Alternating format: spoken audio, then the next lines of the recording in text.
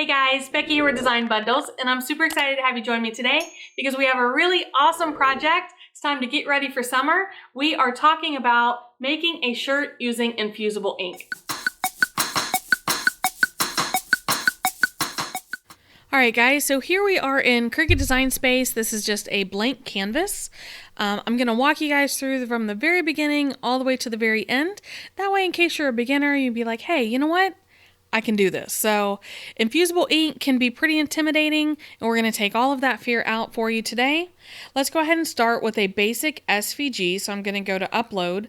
Now this is the SVG that we're going to use, but let me show you. You just click upload image, go to browse, and then find the SVG that you have downloaded.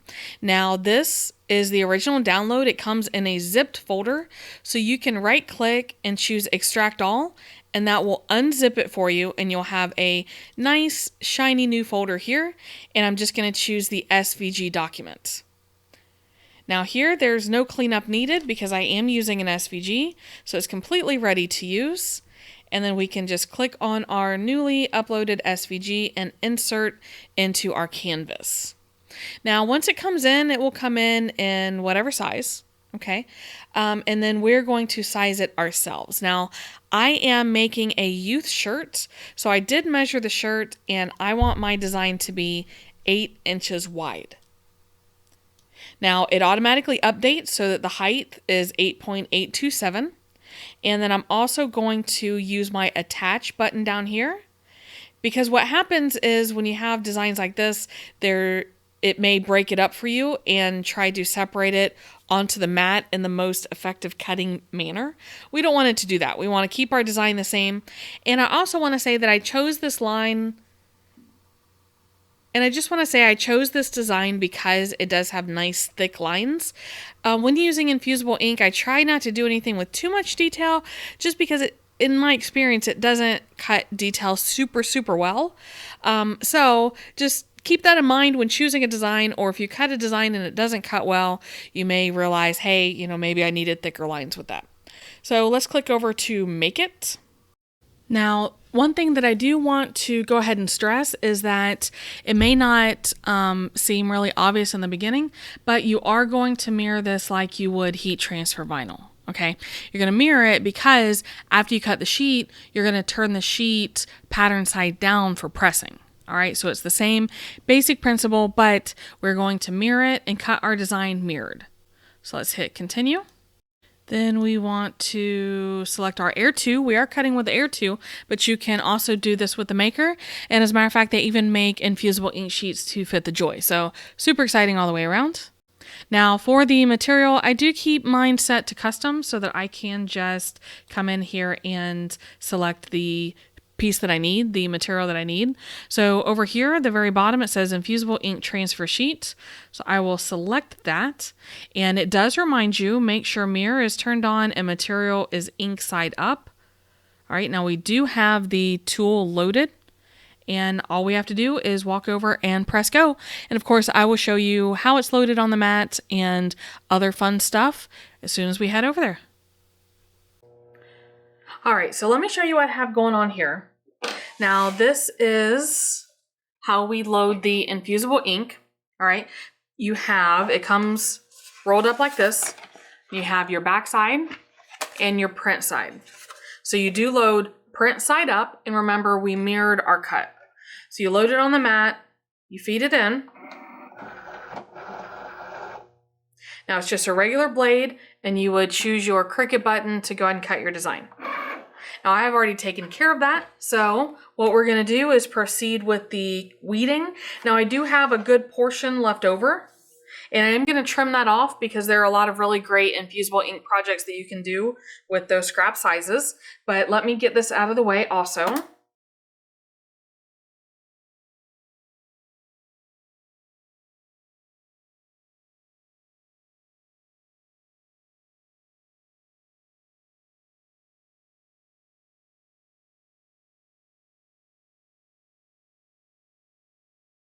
All right, so once you're finished weeding, you can go ahead and discard all the pieces that you're not using.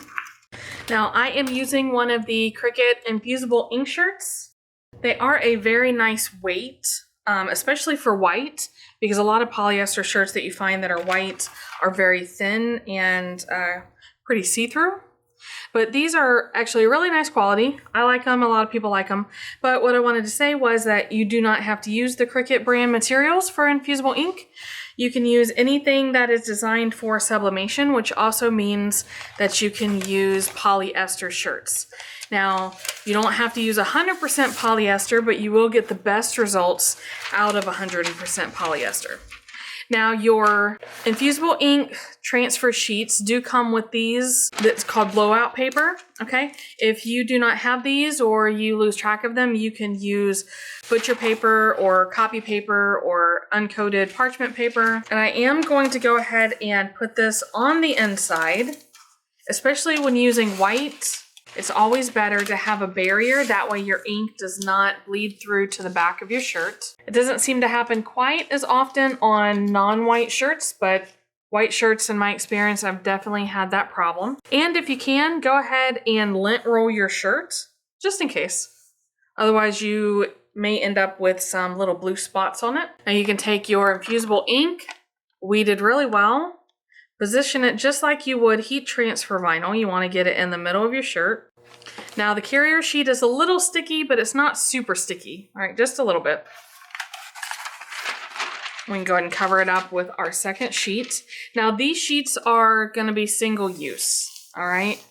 Anytime you're using something, because the ink on these sheets will actually turn into a gas, and that gas is absorbed into the fibers of the shirt. That's how it's not going to peel, it's not going to wash out. It is like a permanent bonding. But anytime you're using your blowout paper, you do want it to be single use, just in case any ink happens to escape and stick to your paper, and you could accidentally transfer that to your next project. Now, Cricut has a website where they have a heat guide that will help you determine what your time and temperature should be. I am using a Cricut Easy Press, but you can also do this in a heat press. And the guide tells me it's going to be 485 for 40 seconds. So now I am going to press this design twice, and you are looking at light to medium pressure. I'm pressing it twice because my design is larger than my 9x9 Easy Press here. And I did pick it up and move it instead of letting it slide. That way I don't end up moving my design underneath. Once I'm finished pressing, the instructions say that it is a warm peel. That means that not hot, but not cold. So we'll let this sit for just a minute. And you do want to try to remove it in one swift motion. Don't let it touch back down, and you'll notice all of the ink is off of the transfer sheet. And now it is on my shirt. Now I can remove the sheet on the inside. Again, that's another single-use press. And the same for the paper on the back. And guys, this is our infusible ink shirt. You'll see it stretches. It is truly on the fabric. There's absolutely nothing to feel. It will never peel. It'll never crack. It will never fade. And is just a really neat way that you can customize t-shirts. So guys, how did you feel about our infusible ink tutorial? Now, obviously, I love infusible ink. I think it's a really, really neat product. And guys, if you're looking into sublimation, this is basically sublimation for craft cutters. And you can use it with any brand of craft cutter. It does not have to be a Cricut. But guys, the potential is there. There are a lot of really, really neat things that you can do with infusible ink sheets. You just really have to use your imagination. So I'm going to wrap it up for today, guys, but make sure if you have any questions or comments that you leave that down below. I do always check in, and I love to hear from you guys. And of course, make sure you subscribe to the channel, turn on notifications so that you get notified of all of our fabulous videos in the future. And thanks again, guys. I appreciate you stopping by to see me today. We'll see you again next time.